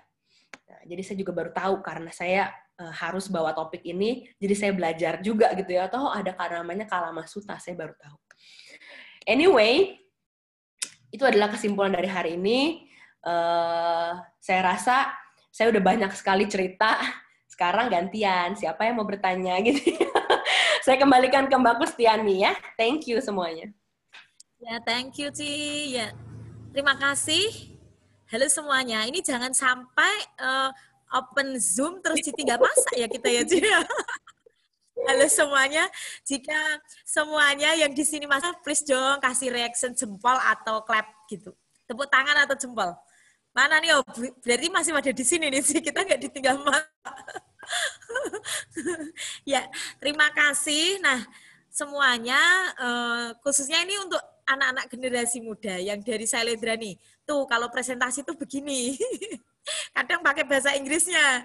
Jangan ngechat saya, Bu itu maksudnya apa? Saya nggak ngerti gitu ya. Awas ya. Usia yang muda-muda. Nah, kalau yang untuk yang mungkin usianya sudah lebih gitu, kok pakai bahasa Inggris nggak apa-apa. Nanti PowerPoint dari Cik Devi bisa di-share, nanti bisa dipelajari gitu ya, Ci ya. Boleh. Nah, sekarang saatnya kita bertanya. Supaya tidak hanya satu arah dari Cik Devi sebagai narasumber kita, mari kita memanfaatkan momen ini untuk diskusi. Kalau tadi ada yang ketinggalan, akan saya bacakan singkat saja tentang poin penting yang bisa ditanyakan lebih lanjut, itu tentang thinking fast and slow. Jadi thinking fast itu kalau temannya beli apa, kita beli. Nah yang slow, nanti gimana, bayar SPP-nya anak, ganggu enggak, kayak gitu. Yang mahasiswa juga dicari tuh case-nya seperti apa yang cocok untuk ditanyakan tentang thinking fast and slow. Lalu yang kedua, nah ini mungkin pada nggak ngerti tuh yang anak-anak saya ini. Basic rational process. Nah, bahasa Indonesianya apa itu ya?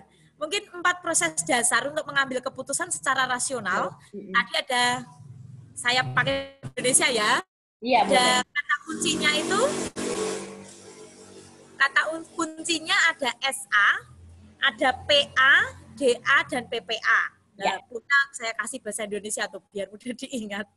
Nah, di 4 ini kalau kita ngambil keputusan ada 4 step ini yang dilalui. Teman-teman ngambilnya kemarin keputusan ikut kuliah, keputusan pacaran, keputusan kerja, mungkin bagi yang sudah kerja, nah itu bagaimana?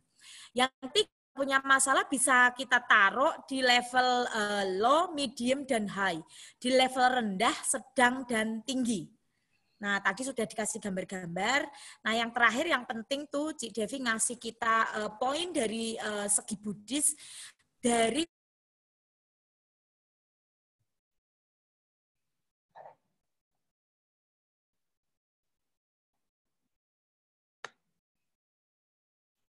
hendaknya juga diambil berdasarkan pengikisan loba, dosa, dan moha, serta untuk kebahagiaan semua makhluk.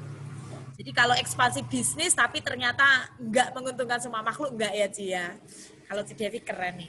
Itu pengantar dari saya, ini sebetulnya kesempatan bagi teman-teman, bagi semua millennials di sini untuk mikir, mengajukan pertanyaan, silahkan pakai aplikasi Resen atau nulis di room chat kalau takut ngomong. Tapi kayaknya nggak ngomong nih. Oke, ya, dan ini kayaknya masih sambil mikir sih, sambil mikir pertanyaan, tapi ini wajib ya satu persatu satu pertanyaan ini. Tolong Mika sebagai kita mau iklan sejenak ini, iklan dulu ini. Ya, yang pertama ini kita dari Wandani itu ada gula semut dari aren, ini orisinil asli itu namanya Sukita.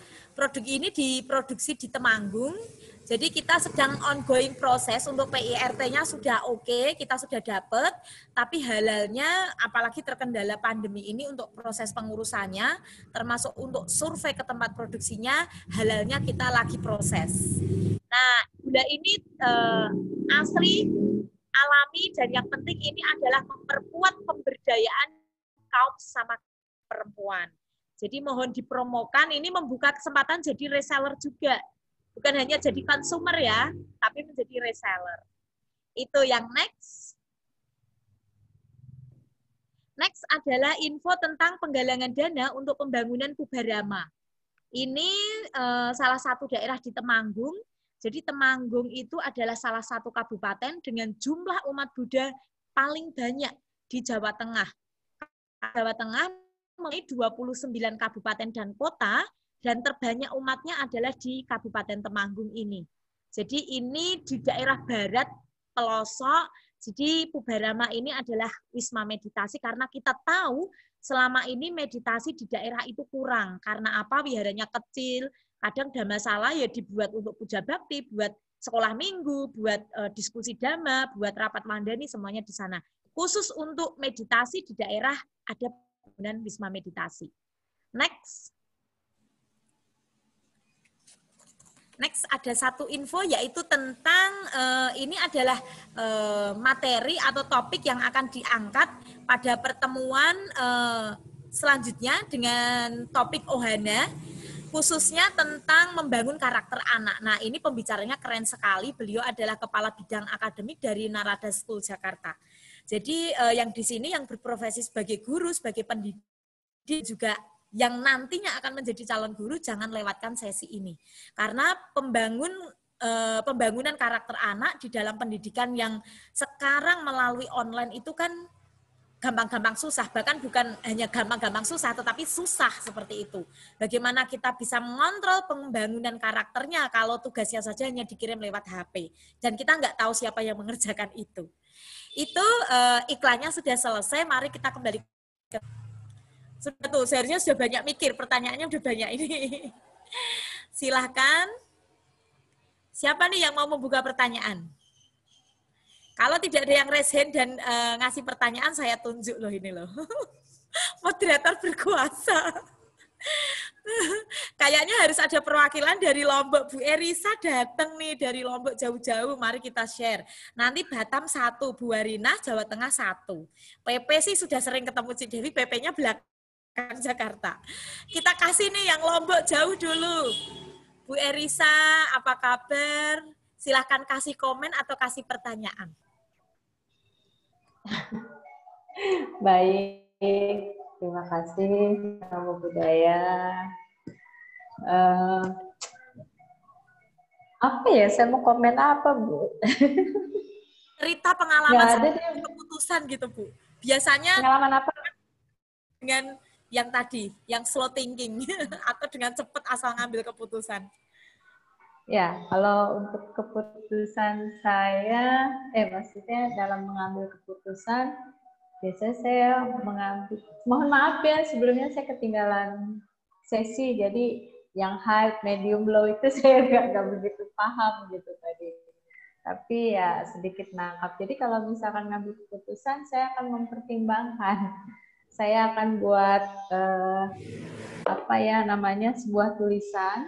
Kemudian ketika saya bandingkan, mana yang kira-kira lebih banyak saya bisa berbuat baik gitu aja. Kalau misalkan ini lebih banyak senang-senangnya, terus nggak ada nilai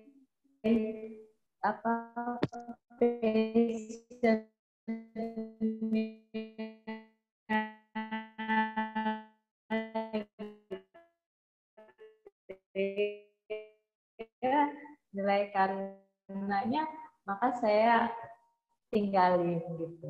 Jadi saya sebenarnya begini, nggak bisa mengambil keputusan. Sebutnya dulu saya bilang dia sang diktator. Keputusan yang kita ambil itu selalu salah. Dan kemudian kalaupun misalkan dibolehkan oleh dia, oh ya, ya. Tapi ternyata ketika itu menjadi ada sebuah kecelakaan atau insiden dari keputusan yang saya ambil, habislah saya. Jadi karena dengan kejadian yang berulang, jadi saya tidak pernah mengambil keputusan, dan keputusannya adalah keputusan sang diktator tadi.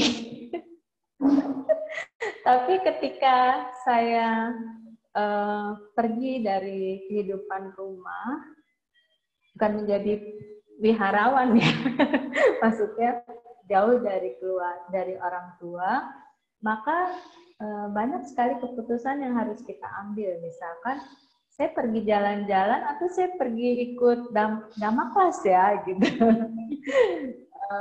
Maka ini menjadi saya terus menjadi orang ragu antara makanan yang ini atau itu ya, baju ini atau itu ya gitu.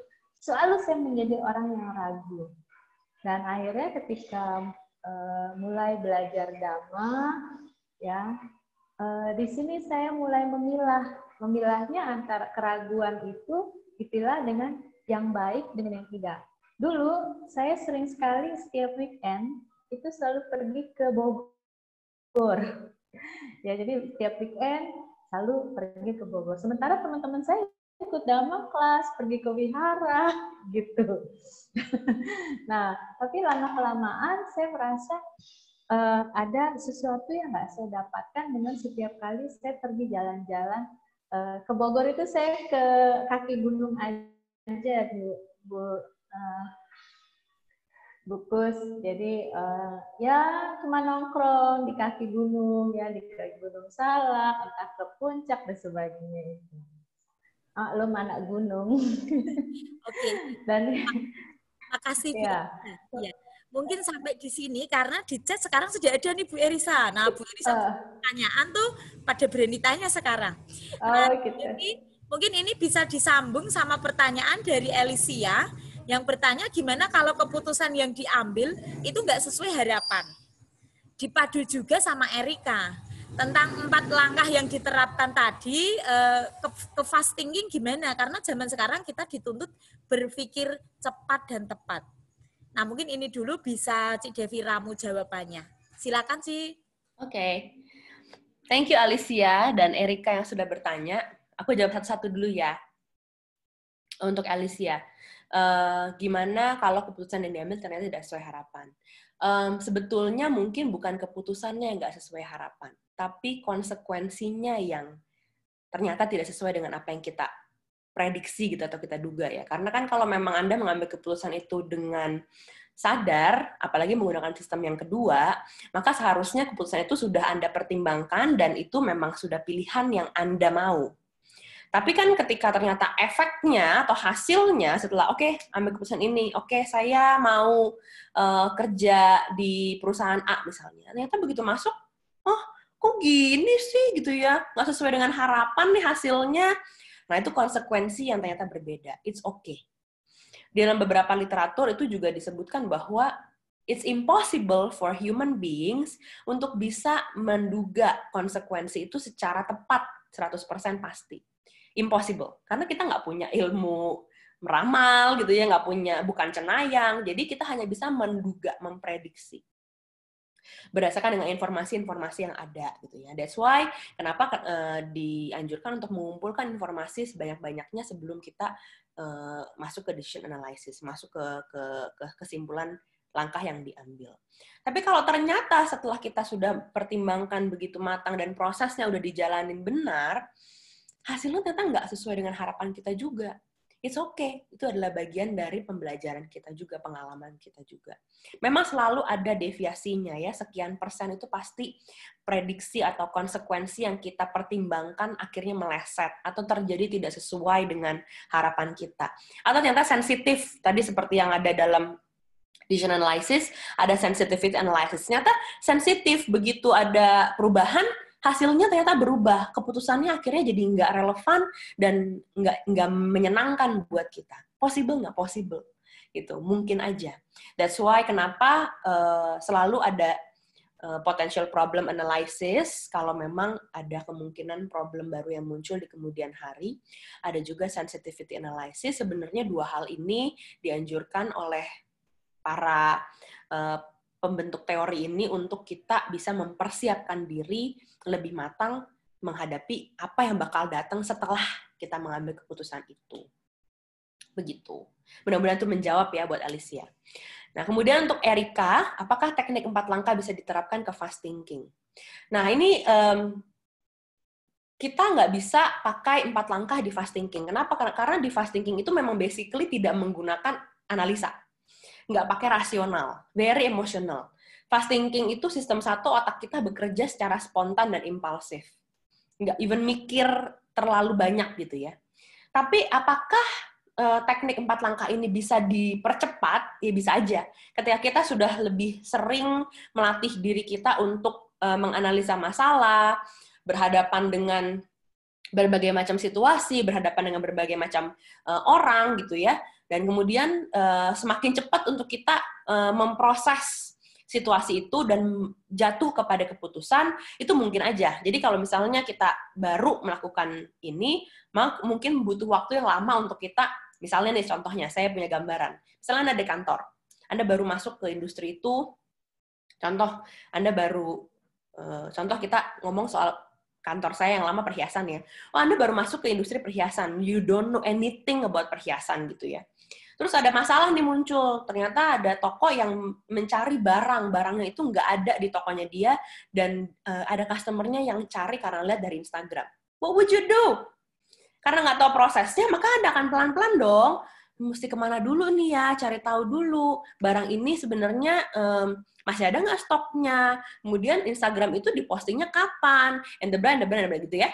Butuh waktu yang sangat lama. Tapi kalau Anda sudah terbiasa menghadapi situasi itu, Anda sudah khatam gitu ya dengan prosesnya, dengan mudahnya, tinggal klik, cari di komputer, ini nggak ada stoknya, tinggal telepon, ada nggak yang di pabrik mungkin lagi diproduksi, nggak ada juga, berarti ini produknya emang udah discontinue, mungkin nggak diproduksi, tinggal reply ke toko bahwa produk is discontinued because produk yang dipost di Instagram itu sudah lewat masa tayangnya, entah kapan lah gitu, udah lama misalnya. Jadi langsung udah tahu nih solusinya apa. Karena Anda sudah terbiasa menghadapi situasi itu dan udah tahu prosesnya harus bagaimana.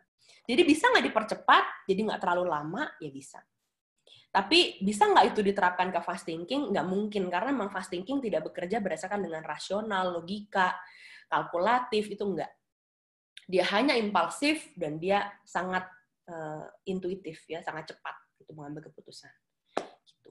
Jadi kayaknya agak nggak mungkin banget gitu dengan breakdown yang begitu panjang prosesnya, kemudian Anda paksakan dengan intuisi itu. Seberapa hebatnya manusia untuk memanfaatkan intuisinya untuk membaca situasi dan lain sebagainya, menentukan prioritas, kemudian analisa, nggak bisa pakai intuisi kan? Jadi memang nggak bisa ketemu di fast thinking untuk 4 langkah itu.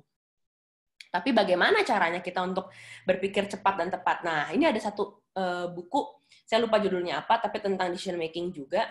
Dia bicara mengenai mitos. Mitos mengenai pengambilan keputusan. Karena Erika sempat bicara mengenai cepat, ya, maka saya mau sampaikan di sini. Bahwa mitos yang beredar adalah speed over quality in decision making. Banyak orang yang bilang bahwa yang penting lu cepat, ambil keputusan harus cepat. Nggak bisa. Itu adalah mitos. Bahwa speed harus didulukan daripada kualitas. No, harusnya kualitas dulu. Jadi ketika Anda sudah dapat kualitasnya, mau apa keputusan yang diambil, solusinya apa, itu yang terbaik. Jadi nggak harus cepat. But if you can do quality and then speed, nah itu best gitu ya. Tapi yang mana duluan? Of course quality. So, bukan cepat dan tepat, tapi tepat, kemudian baru cepat. Jadi gimana biar cepat? Ya praktis, harus sering-sering dilatih begitu. Pandemik seperti ini kondisi ya memang sih ya, kondisi seperti ini kita banyak sering berhadapan dengan situasi yang, nah kalau pandemik ini saya lihat banyak banget situasi yang memang survival moment ya, survival event gitu. Jadi emang dihadapkan dengan posisi harus bertahan. Banyak sekali yang pasti yang pakai sistem 1. Pakai feeling, pakai intuisi, mungkin nggak terlalu banyak berpikir, nggak punya waktu juga untuk berpikir terlalu panjang. So it's okay, sebenarnya sistem 1 nggak salah, sekali lagi, bukannya berarti sistem 1 salah, karena nggak ada yang salah dan benar dalam cara otak kita bekerja, gitu. Memang begitu caranya. Tapi bagaimana kita kontrol untuk memanfaatkan kemampuan otak kita ini dalam situasi yang berbeda-beda, itu adalah yang harus kita praktis. Gitu. Oke. Sudah terjawab. Oke, Febri, ada pertanyaan lagi ya? Boleh langsung jawab Febri, Mbak Kus? Boleh, silahkan. Nah ini anak-anak muda nih, Ci. Makanya Kak Salendra saya yang sambil layah-layah dengerin nih, serius nih. Jika saya termasuk tipe yang fast thinking, bagaimana step awal dasarnya harus saya lakukan jika saya mau belajar menjadi slow thinking? Ya memang ada orang yang dominan ya, jadi fast thinking. Tapi pasti saya mungkin nggak bisa judgmental sama bagaimana Febri selama ini mengambil keputusan, karena saya nggak tahu gitu ya. Tapi coba kamu renungkan, ada nggak yang memang kamu lakukan dengan slow thinking? Saya cukup yakin pasti ada. Ada yang kamu lakukan dengan slow thinking, tapi mungkin dominannya selama ini fast thinking gitu ya. Jadi jarang sekali mungkin satu antara mungkin kamu tidak banyak berhadapan dengan situasi yang genting, yang memang yang keputusan-keputusan yang besar sekali gitu, sehingga dirasa cukup dengan sistem 1, ada aja mungkin. Atau kamu yang mungkin tidak menyadari bahwa you're actually doing slow thinking gitu loh, dengan segala analisa dan perhitungan itu. Nah, karena otak kita memang sudah bekerja dengan 2 cara ini. Memang ada yang mendominasi mungkin, atau mungkin situasi yang berbeda yang dihadapi antara satu individu dengan individu yang lainnya. Nah, gimana caranya untuk beralih ke sana? Sekali lagi saya ingatkan bahwa bukan berarti Anda harus selalu pakai sistem 2. Nanti jadinya hidupnya nggak praktikal loh. Kenapa? Karena semua tuh dipikirin terus gitu kan. Itu jadinya lambat banget gitu ya. Awareness is good, tapi sistem 1 ini memang nggak bisa dimatiin. Pasti akan selalu ada. So system 1 is there, you cannot avoid it, you cannot turn it off.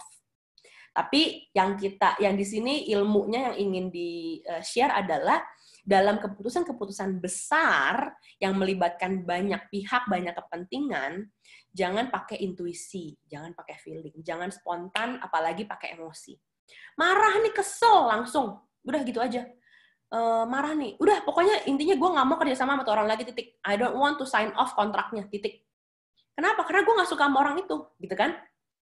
Emosional sekali. Padahal mungkin, walaupun kita ada rasa nggak suka, ketika kita pertimbangkan dengan matang, kerjasama bisnis ini membawa nilai yang sangat besar untuk banyak pihak gitu. Nah, jadi bukan berarti kita harus matiin ya sistem 1 ya, tapi kita lebih teliti dalam melihat situasi, kemudian berhati-hati dan penuh pertimbangan untuk keputusan-keputusan yang besar yang perlu kita analisa dulu gitu. Oke, Ci, ini ada... Saya jawab Bang Febri, ada biasanya slow thinking itu jika terkait dengan orang lain secara langsung, misalnya orang tua, ya pasti ada kan, memang pasti ada yang kamu lakukan dengan slow thinking.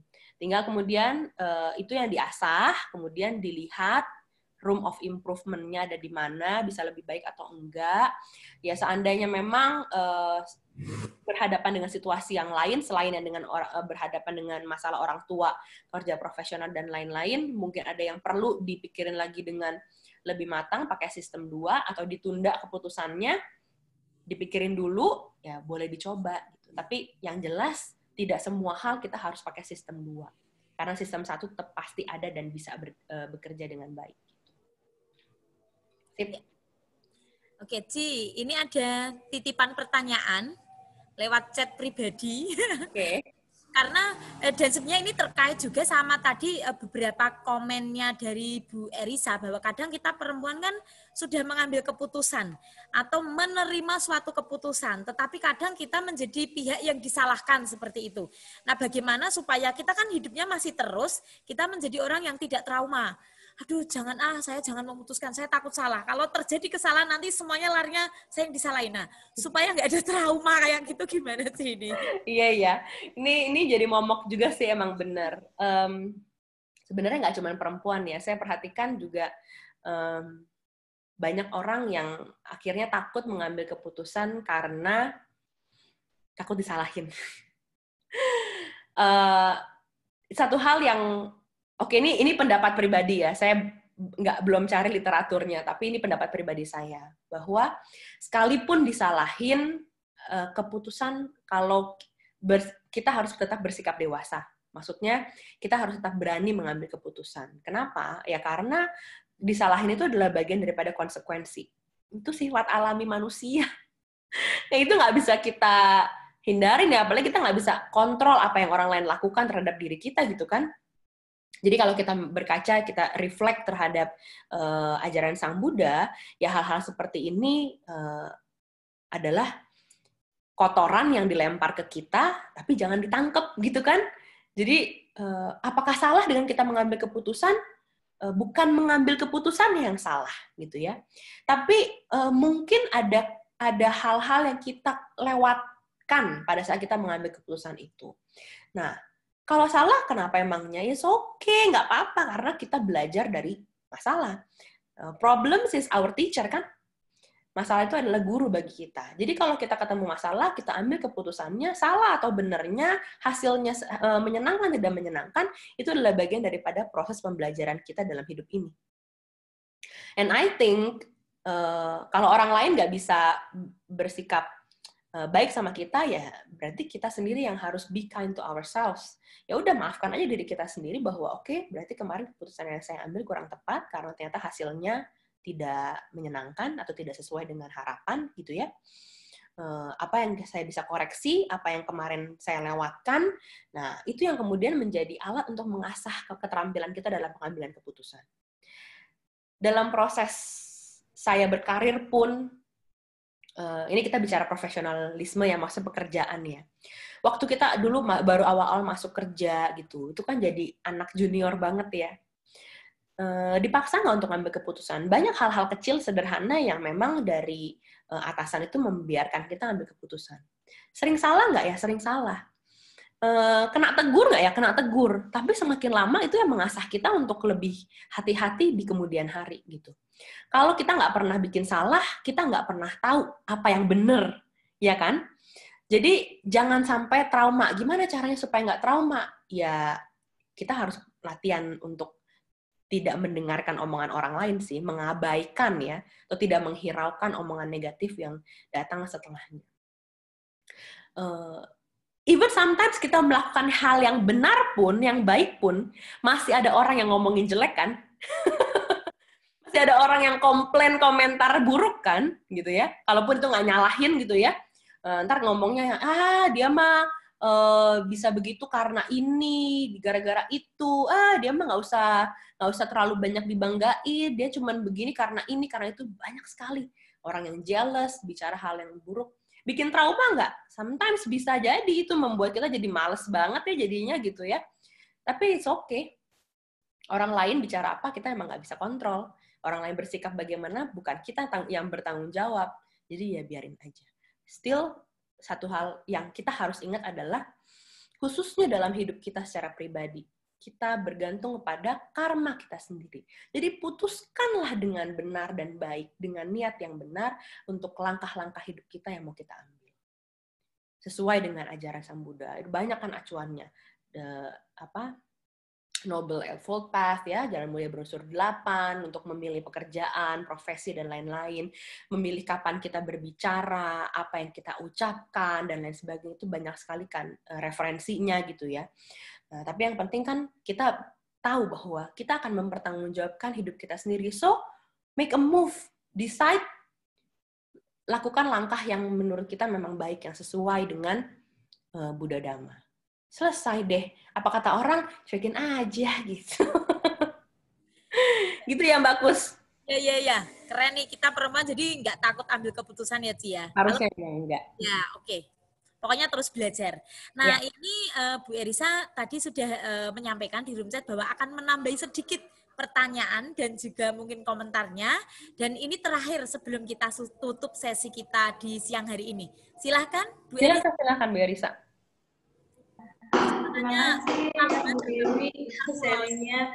Ya, saya tambahin sedikit. Jadi keraguan-keraguan saya itu akhirnya mulai sedikit demi sedikit makin berkurang dan akhirnya saya bisa mengambil sebuah keputusan itu berkat meditasi. Ya. Meditasi itu kayaknya punya kekuatan tersendiri yang akhirnya bisa mengubah saya. Tetapi ketika saya kembali ke rumah, saya sudah berbeda. Berbedanya begini. Semua saya selalu biarkan keputusan menjadi keputusan ayah saya, tetapi tidak seperti dulu. Saya merasa kesal, terserah dah begitu. Dan sekarang dengan meta gitu menghadapi. Karena apa? Kalau kita membuat keputusan orang tua itu menjadi keputusan untuk yang diambil, maka dia akan bahagia gitu. Iya. Jadi saya mau pokoknya kita jadi anak anak yang menurut sama orang tua, tapi tidak lagi seperti dulu kita mangkel, kita kesel gitu. Di belakang mangkel gitu ya. Kalau sekarang udah enggak. Jadi saya itu bahasa saya dulu, bahasa atau orang tua diktator, tapi sekarang ya saya sebenarnya mohon maaf juga sama orang tua. Jadi Meditasi luar biasa banget. Thank you sharingnya Bu Erisa. Ya, betul. Terima kasih. Betul juga. Terima kasih Bu Erisa udah menambahkan dan mengingatkan. Tadi kan kita kan kalau ngomongin teori ya bicara mengenai self-aware, conscious gitu ya, harus tajam dalam menganalisa, mengambil keputusan. Satu hal yang saya lupa juga sampaikan bahwa ya memang kalau kita sebagai Buddhis, karena kita memang dianjurkan untuk berlatih meditasi, itu akan sangat membantu kita untuk mempertajam kemampuan kita dalam membaca situasi, menganalisa permasalahan, dan mengambil keputusan yang tepat. Ya karena batin kita lebih kuat. Jadi kasarannya nggak mudah tergoyahkan karena ngomongan orang kanan kiri, kemudian karena masukan yang mungkin tidak sehat gitu ya, atau emosi dan lain sebagainya. Jadi jauh lebih tenang, lebih seimbang sehingga lebih bisa lihat clarity dari masalahnya itu. Meditation helps ya, betul. Thank you Bu Erisa udah mengingatkan. Ya, ternyata sharingnya Bu Erisa menambahkan satu poin penting ya, Ci ya. Ya, betul. Sebagai penutup betul.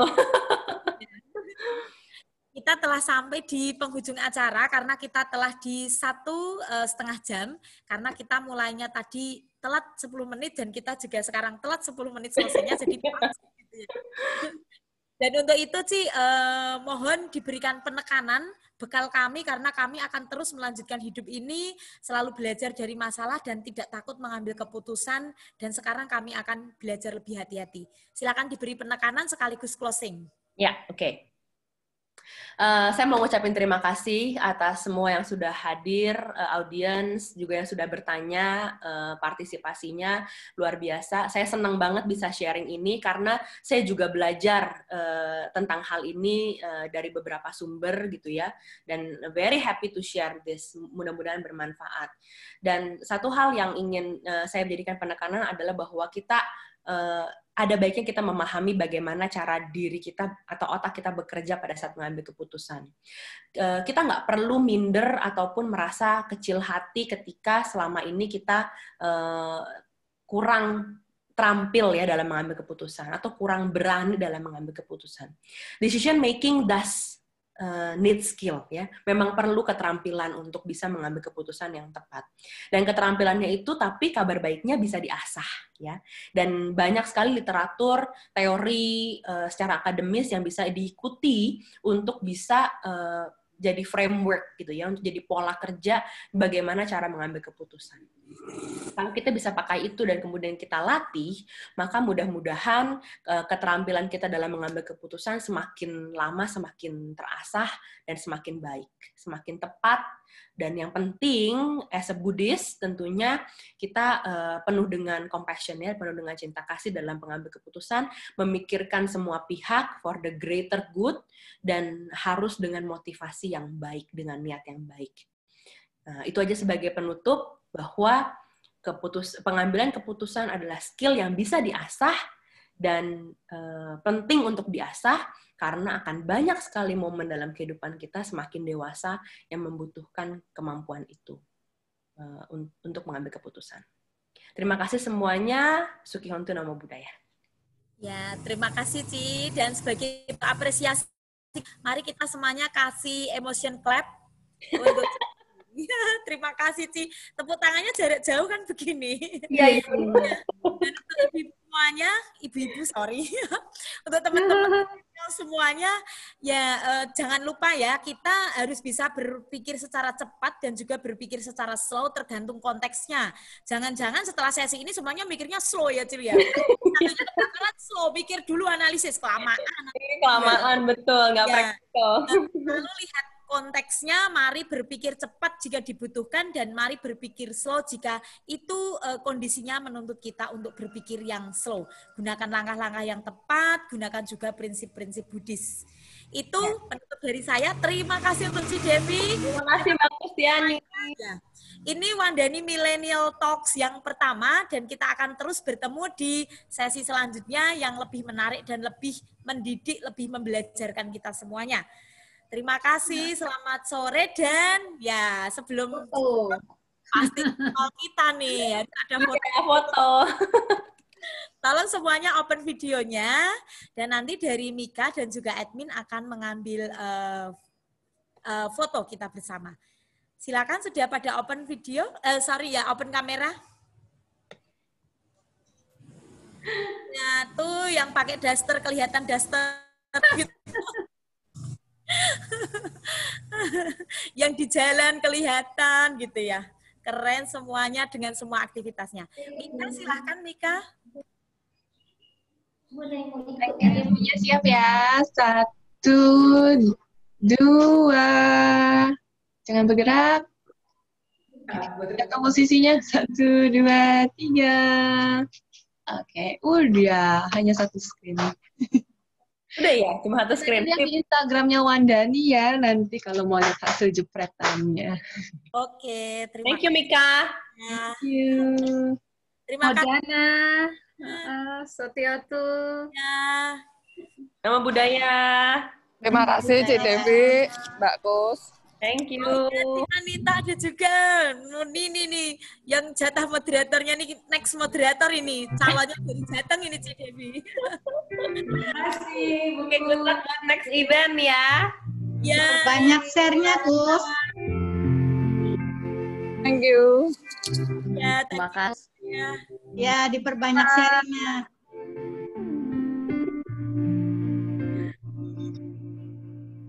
One heart, one life. We are one family, one earth. One heart, one life.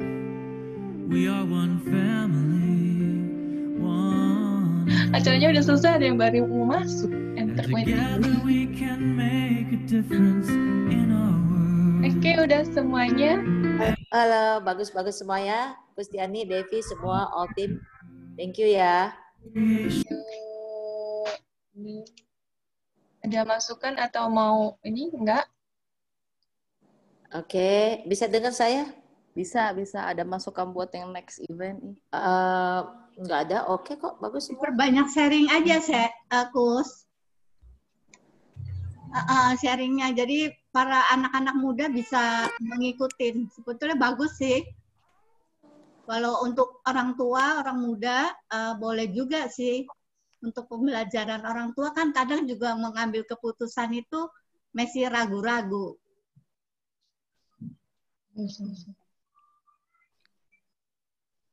Nanti biar disebarkan ininya, posternya. Ya, tuh Ci Icen tuh. Ci Icen bisa bantu. Ci, masih bikin majalah nggak? Kalau nggak dimasukin, Ci. Tapi yang kemarin baru Maga Puja aja. Wesa, Asada, ini dulu stop. Oke. Iya. Paling nanti semoga Katina bisa terbit. Oke. Nulis lagi, Kus, ditunggu. Pengen tahu aja. Kus Diani. Ini Bu Weni. Mumpung ada kamu, nggak pengen tanya aja soal yang surat, maksudnya apa yang dibikinkan surat itu tidak sesuai dengan ini? Ini Bu, dari panitia HUT STI kemarin itu banyak salah ketik, namanya juga masih salah, palingnya belum dimiringkan gitu. Nah ini sebetulnya juga harusnya menjadi evaluasi gitu dari kami di KBTI khususnya yang di panitia ini. Karena si sekretaris buat itu akhirnya disebar tanpa melalui kayak supervisi dulu gitu loh Bu. Nah kemarin kesalahannya di situ. Sekretarisnya ini anak muda. Nah saya kemarin ngomong jangan sampai si anak muda ini kita salah-salahin, takutnya dia jadi trauma gitu Bu. Iya betul. Oke. Tapi apakah ini perlu diketahui sama Rosi nggak supaya Rosi juga paham? Nah itu Bu, ternyata kan penulisan nama kepada YTH menyebutkan nama instansi, bawahnya nama orang tuh ternyata ada aturannya. Oke. Nah, kayaknya di Budayana itu pernah ada Bu pelatihan kesekretariatan secara nasional, diikuti MBI, WBI dan Sekber PVMBI mereka. Nah, kalau kita mungkin dibuat gabung gitu pelatihan kesekretariatan nasional juga bagus, Bu. Kita, boleh, kamu yang ngajar deh. Jangan Bu, saya nggak bisa. Itu harus tutornya tuh. soalnya yang lain kagak